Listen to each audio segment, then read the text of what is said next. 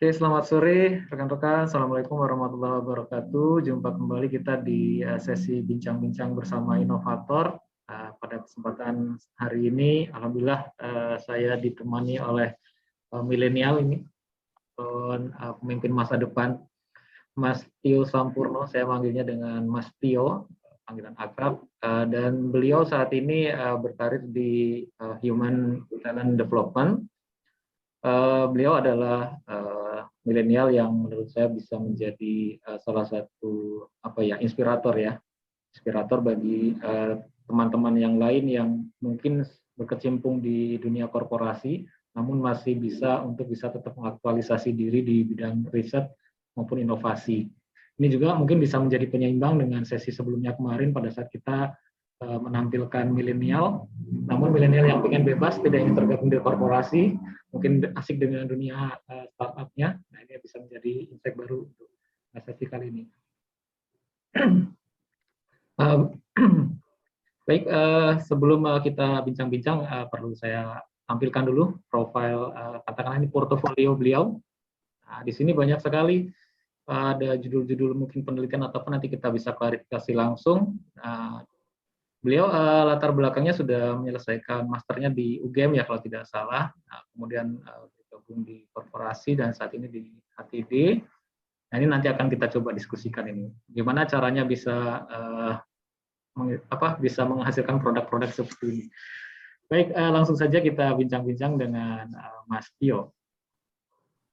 Baik, terima kasih Pak Arif. Izin Pak Arif, sangat bangga sekali bisa bicara dengan Pak Arif dalam sesi ini. Baik Pak Arif, untuk sekedar highlight daripada jurnal-jurnal kami untuk di tahun 2014 mungkin ya Pak ya, di awal-awal penelitian itu kenapa bisa saya riset gitu, bisa memulai launch riset bersama saya. Kalau di 2014 itu memang minat saya itu di akademisi Pak. Kemudian di 2014 tersebut saya itu masuk di sebagai asisten dosen Pak, asisten dosen di Universitas Islam Indonesia di S1.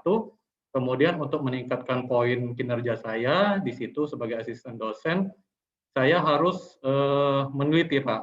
Yang pertama itu saya meneliti tentang kalau tidak salah gitu ya, tentang 2000 di APM sama di confectioner slicer, itu artinya saya bikin pemotong untuk UMKM Pak. Jadi ada adonan permen, kalau di industri kecil itu kan susah ya Pak ya, susah karena tidak ada mesin. Jadi saya untuk mengefektivitaskan kinerja mereka agar profitnya maksimal, saya bikin pemotong kue yang sekali garuk itu bisa mendapatkan pemotong permen yang bisa digaruk mendapatkan banyak pieces dari permen tersebut. Jadi itu inovasi yang pertama. Nah, kemudian di tahun yang sama di tahun 2014 itu saya diajak dosen untuk meningkatkan poin kinerja ke Jeju, kemudian ke Jeju dalam hal ini APM Korea Selatan itu merujuk ke skripsi ya Pak ya. Skripsi di mana skripsinya bagus, kemudian diinputkan ke jurnal internasional di APM Korea Selatan. Nah, untuk penelitian lebih lanjut yang lain Pak, izin di 2018, kemudian di 2020, 2019, itu 2021 juga izin karena minat saya masih Pak, minat saya masih di akademisi, masuk di PT PLN Persero juga. Oh, di sini sangat menarik karena dari sisi akademisi gitu Pak, dari sisi akademisi digabung dengan menjadi profesional di PT PLN. Di PT PLN, sehingga saya mendapatkan basis data yang banyak nih. Saya kebetulan menarik ke data analisis Pak, data analisis, kemudian di PT PLN Persero juga, oh ternyata banyak nih data analisis, tapi kok belum ada orang yang mengolah data analisis tersebut Pak. Nah, jadi kebetulan jurnal-jurnal saya, kemudian di jurnal-jurnal tersebut terkait dengan S2 saya Pak. S2 saya itu kebetulan risetnya dengan dosen, doktor, jadi kita memiliki akun penelitian Pak, yang otomatis bisa submit ke jurnal internasional. Nah, jurnal internasional tersebut itu gratis, Pak. Jadi ya alhamdulillah,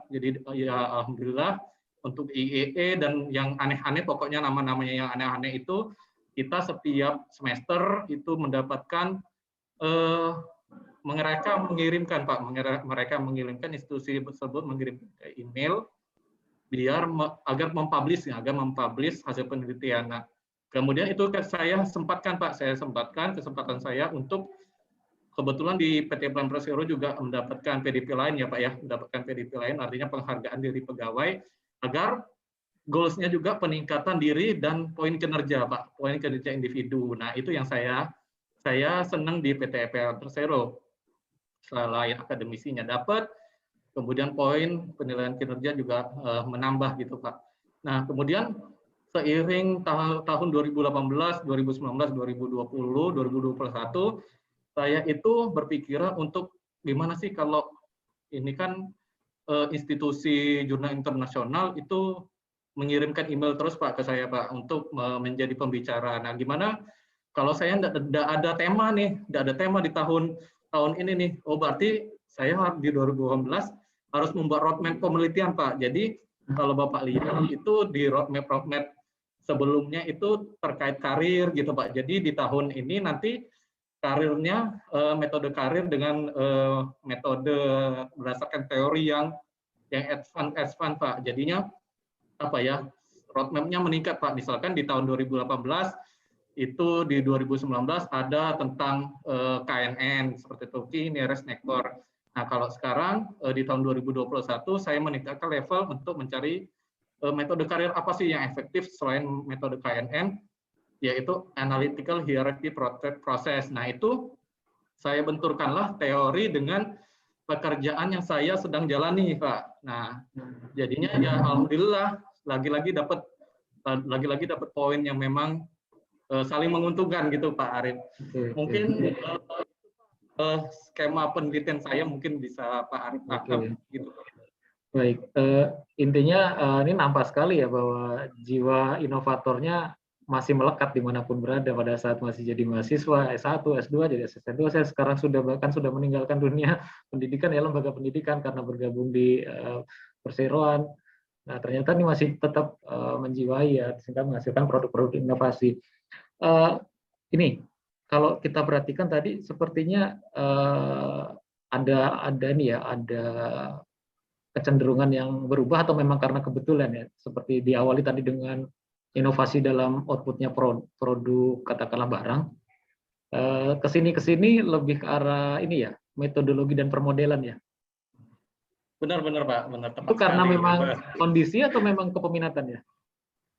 Kalau seperti itu sih apa ya Pak, saya itu kan kalau di jurnal itu ada produk itu memang butuh hak cipta ya Pak ya. Kalau di sini saya enggak punya apa ya, pengalaman gitu Pak. Di perseroan itu gimana sih menerbitkan hak cipta, kalau di institusi kan didorong oleh dekan dan rektor mungkin Pak ya. Nah, kalau di sini mungkin ke Puslitbang juga susah karena prosedurnya sangat panjang, apalagi yang dihargai itu cuma transmisi, distribusi, dan pembangkitan. Kalau misalkan di supporting susah itu Pak. Nah, kemudian salah satunya lagi itu mengapa, karena saya itu di jurnal-jurnal itu Pak ada formula Pak. Jadi formula itu saya yang buat Pak, misalkan kayak Einstein kan menciptakan E sama dengan MC kuadrat gitu ya Pak ya. Nah, kalau di jurnal-jurnal tersebut saya menemukan formula-formula baru Pak, dan itu saya publishkan karena agar tidak dicuri orang lain, mungkin ya dicuri orang lain yang menemukan formulasi tersebut. Saya publish Pak, intinya seperti itu sih Pak, biar ada plagiarisme. Jadinya ke metode sih banyak Pak, betul. Berarti salah satu mengamankan katakanlah originalitas ide kita itu agar tetap diakui itu dengan cara mempublishnya ya. Karena sebagian orang itu kadang-kadang takut dicuri kalau idenya itu dipublish. Tapi justru ini ada insight baru bahwa biarlah dicuri orang, tapi orang akan mengakui bahwa itu tetap milik kita karena kita udah nyampaikan lebih dulu. Mungkin gitu ya? Benar. Ya, karena di jurnal penelitian itu ada citasi namanya Pak. Kalau bahasa Inggrisnya cheat site, kayak gitu Pak. Jadi ketahuan siapa sih yang pakai formulasi saya. Oh, ada orang-orang ini. Jadinya tidak plagiarisme Pak, artinya dia mengkutip kayak gitu Pak istilahnya. Sering mendapatkan ini permohonan izin-izin orang lain atau peneliti lain yang akan menggunakan formulasi kita? Kalau di sistem penelitian ilmiah sih sekali dia tidak pakai kata-kata kita Pak, itu masih bisa diakomodir.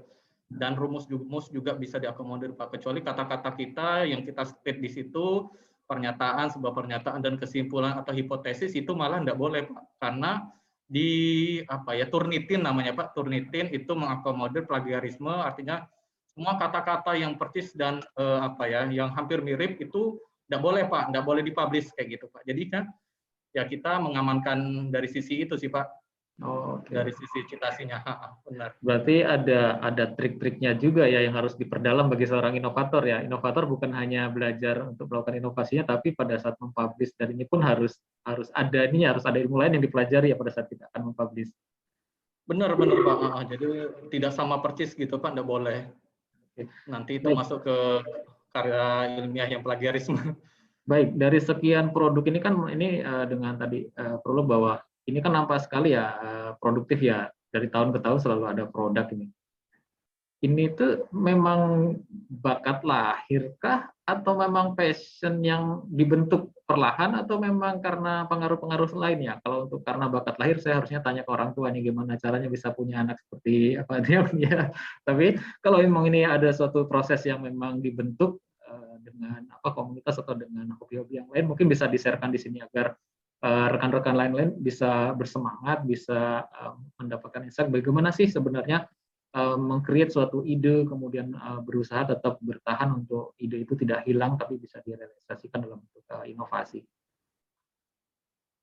Baik Pak. Sangat bagus sekali Pak Arif, terima kasih pertanyaannya.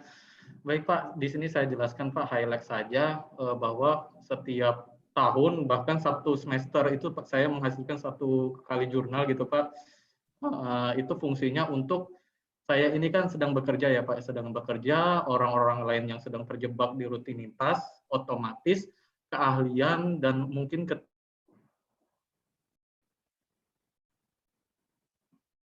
yang dia pegang selama sebelumnya, S1, bila ada S2 juga ada yang D3 juga, itu kalau rutinitas saja menjalankan kegiatan pekerjaan itu bahkan di keahlian saya di talenta itu ya sedikit diperoleh di mata kuliah, mungkin di mata kuliah dan diimplementasikan di pekerjaan itu mungkin sekitar 25%-an mungkin Pak.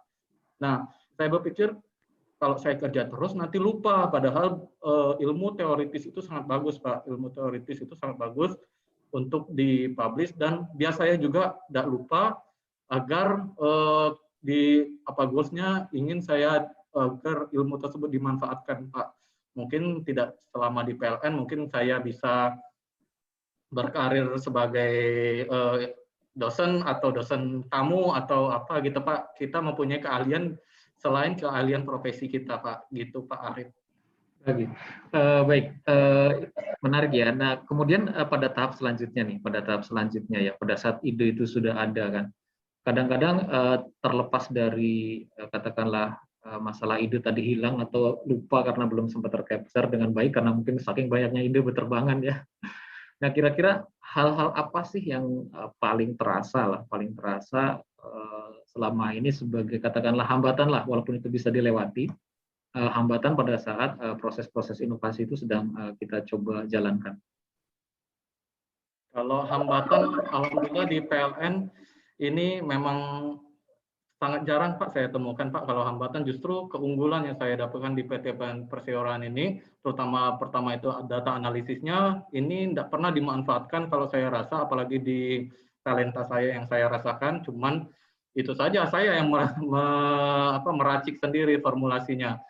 Kalau hambatan sih terkait rutinitas ya, rutinitas itu pun bisa saya halangi di mana di Sabtu Minggu Pak, karena istri saya juga bekerja di lapas sehingga saya sendirian di rumah kan, jadinya ilmu-ilmu tersebut ya waktu luang saya manfaatkan Pak untuk menulis karena memang saya juga hobi menulis Pak. Jadi membaca jurnal yang lain gitu Pak. Mungkin hambatannya apa ya Pak, untuk ke manajemen mungkin ya Pak, karena goals-nya tadi yang Pak Arif katakan, ini nih produknya apa sih, kok produknya teori gitu ya, teori kok nggak pernah di apa ya, malah salah hak cipta kayak gitu Pak, sulit sepertinya di PLN di Puslitbang terutama, karena saya supporting, apalagi itu yang paling utama sih kalau masalah hambatan ya itu Pak di manajemen untuk goals step-step seterusnya Pak.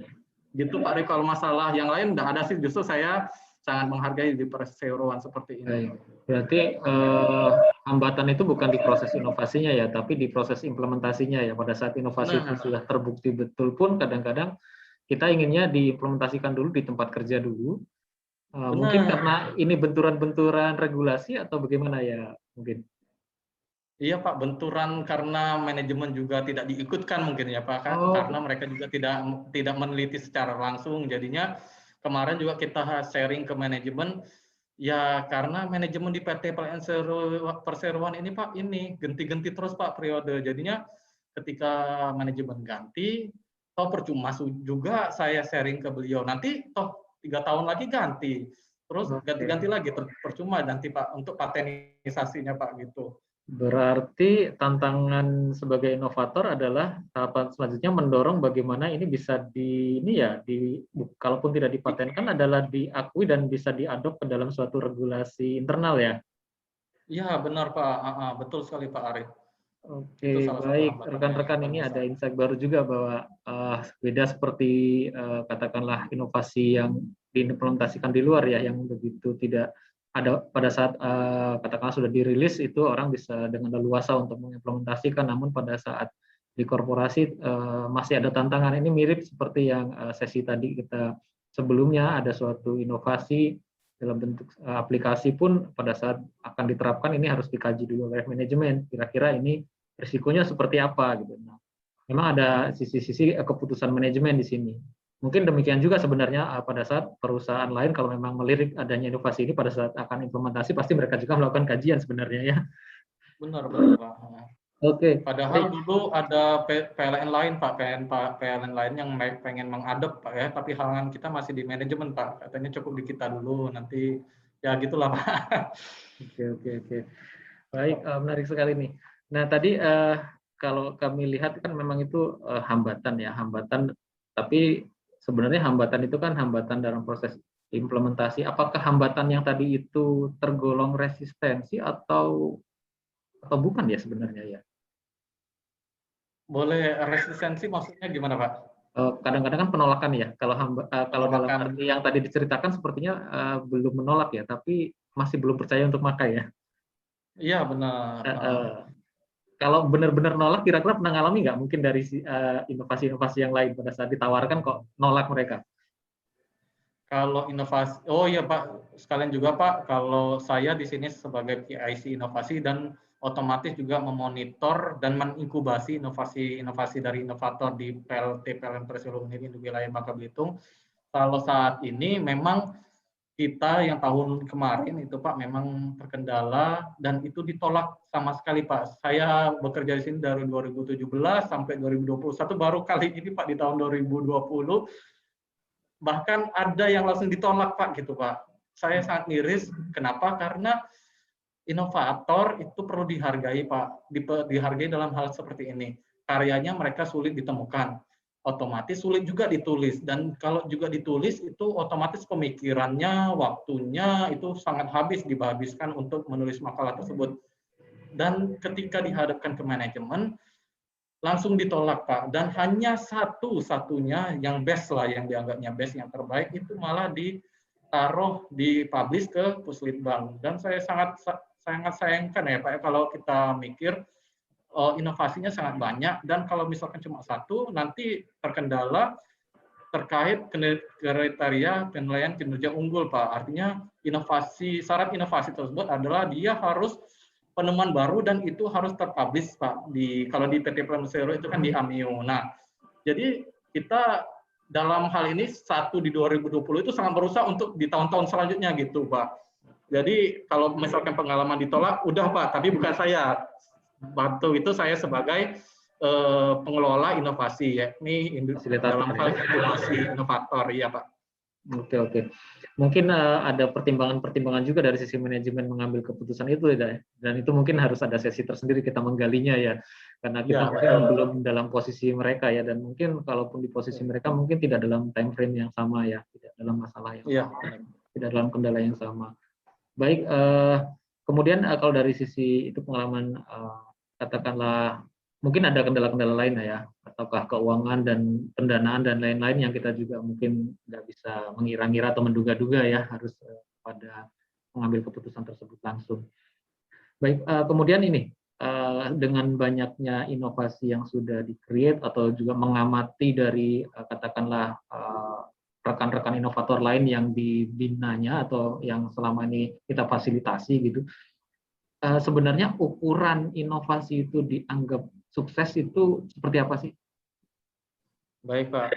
Kalau sesuai peraturan gitu ya, Pak, sesuai peraturan direksi, sekali lagi kalau misalkan inovasi itu kan kegiatannya yang goals utama, Pak. Tapi goals perintilannya itu harus dilewati. Yang pertama itu COP. COP itu adalah Commitment of Practice. Dia harus menjalankan COP dulu untuk menjadi suatu inovasi. Karena inovasi itu goal terakhir. Kemudian dia harus dibagikankah hasil diskusi tersebut dibagikanlah dalam bentuk knowledge sharing.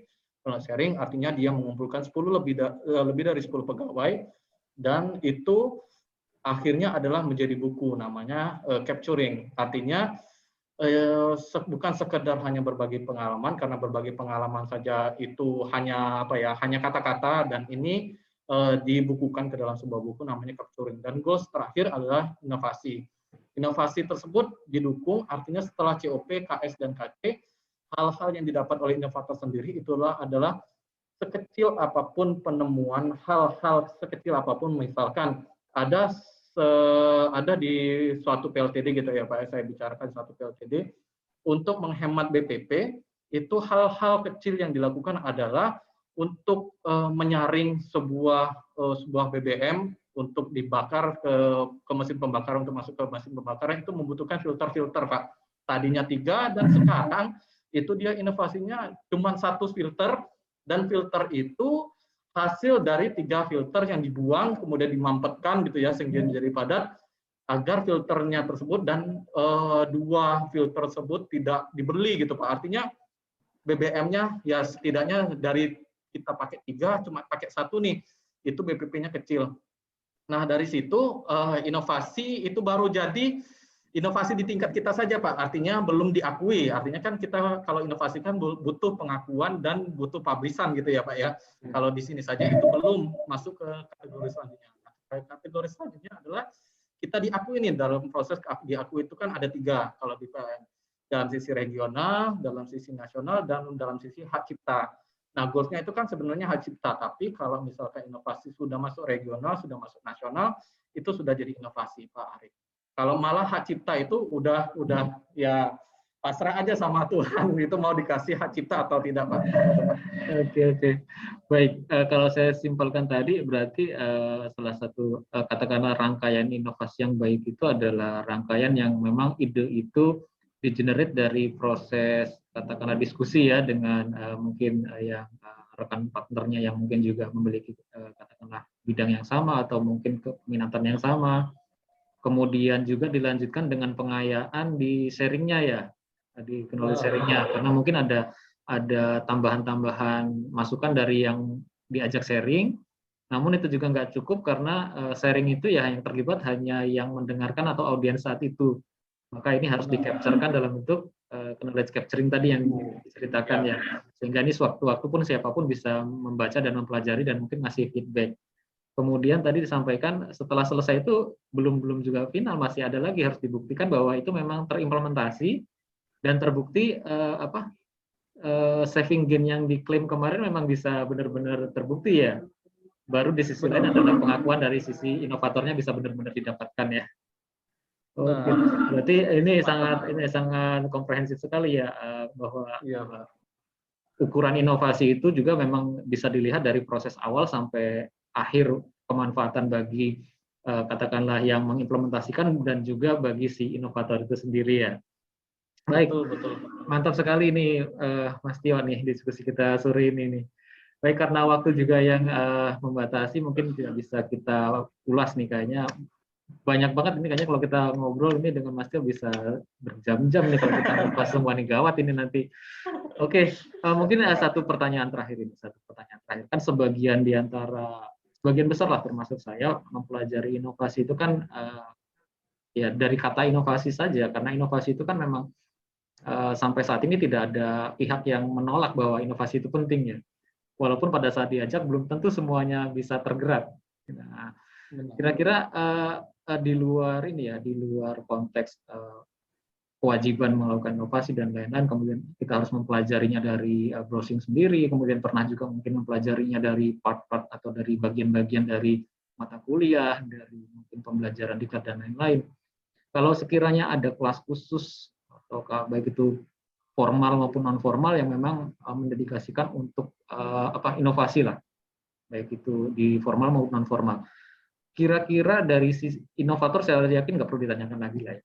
Tapi dari sisi manajerial, kira-kira seorang manajerial itu perlu diberikan mata kuliah apa atau tema apa yang bisa digunakan untuk memanage inovasi. Kira-kira apa saja yang kira-kira tools-tools atau metode-metode yang mungkin dibutuhkan terutama bagi kita-kita yang sudah asik dengan rutinitas di korporasi.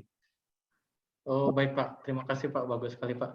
Izin Pak, untuk hal tersebut saya menyarankan Kak, pertama ada Delphi Method Pak istilahnya. Delphi Method artinya seperti ini Pak, bagus sekali hal-hal seperti ini namanya Delphi Method, artinya kita mengambil suatu nilai-nilai atau kunci-kunci atau keyword-keyword dari semua orang inovator yang saya dengar Pak Arif tadi. Katanya ada infonya bahwa beberapa sebelumnya juga ada dari startup gitu ya Pak. Nah ini namanya Delphi Method Pak. Artinya Delphi Method outputnya adalah nanti kalau bisa ini Pak ya, untuk suatu inovator itu mendapatkan insight yang lebih lagi, itu namanya saya perlukan sih sepertinya inkubasi bisnis Pak. Inkubasi bisnis itu adalah di dalamnya suatu inovator gitu ya, suatu ide-ide, suatu inovasi-inovasi yang dibutuhkan dan memang kita kumpulkan di situ bukan dari PLN saja, mungkin dari Pemda, mungkin dari institusi-institusi lain gitu Pak.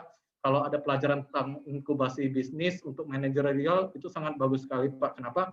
Dari inovator-inovator tersebut lahirlah pilot project. Nah, pilot project itu bagi PT Pamsaryo kalau bisa diimplementasikan itu justru misalkan ada alat-alat terbaru nih yang dibikin oleh inovator dan itu akan meningkatkan nilai penjualan bagi korporasi begitu Pak. Mungkin dari sisi misalkan dari sisi IT, dari sisi misalkan ada perusahaan lain Telkom mengadop alat-alat tersebut, mungkin ada lagi timbul lagi penjualan dari mereka meningkat dan saya rasa kalau adanya inkubasi pelajaran gitu ya untuk manajerial untuk inkubasi bisnis sangat cocok lah Pak untuk inovator mungkin ya Pak ya. Dari itu saja Pak penjelasan saya Pak. Baik, mudah-mudahan ini nanti kalau ada yang menonton bisa diakomodir ya, bahwa ini adalah suara dari inovator, inilah suara dari praktisi yang gabung di korporasi, bagaimana pernah mengalami katakanlah perjuangan untuk meyakinkan manajemen, mungkin juga bisa mengamati dan mungkin di sisi lain juga berusaha memahami, memaklumi ternyata mungkin manajemen kita memang mungkin stylenya, gaya kepemimpinannya atau memang latar belakangnya berbeda dengan kita gitu, sehingga perlu diberikan insight-insight baru dalam bentuk materi-materi baik itu formal maupun non formal seperti tadi ceritakan ada terkait Delphi Method, bagaimana membangun dan mengelola inkubator tadi ya. Baik, terima kasih super sekali Mas Tio, terima kasih sekali atas obrolan kita sore hari ini. Mudah-mudahan ini bisa menjadi wawasan dan bisa mungkin menginspirasi teman-teman yang lain, bisa memberikan semangat para inovator yang lain untuk terus bisa menggali ide, tidak tetap tertenggelam dengan rutinitasnya. Terima kasih Mas Tio. Baik, terima kasih Pak Arif, sangat bagus sekali Pak pembahasan Pak. Terima kasih Baik, Pak. rekan-rekan, terima kasih. Demikian bincang-bincang kita dengan Mas Tio Sampurno yang saat ini sedang menggeluti rutinitasnya di Human Talent Development dan juga tetap bisa mengaktualisasi diri sebagai seorang research dan juga seorang inovator. Demikian kita berjumpa kembali di sesi berikutnya. Terima kasih. Assalamualaikum warahmatullahi wabarakatuh. Waalaikumsalam warahmatullahi wabarakatuh. Terima kasih.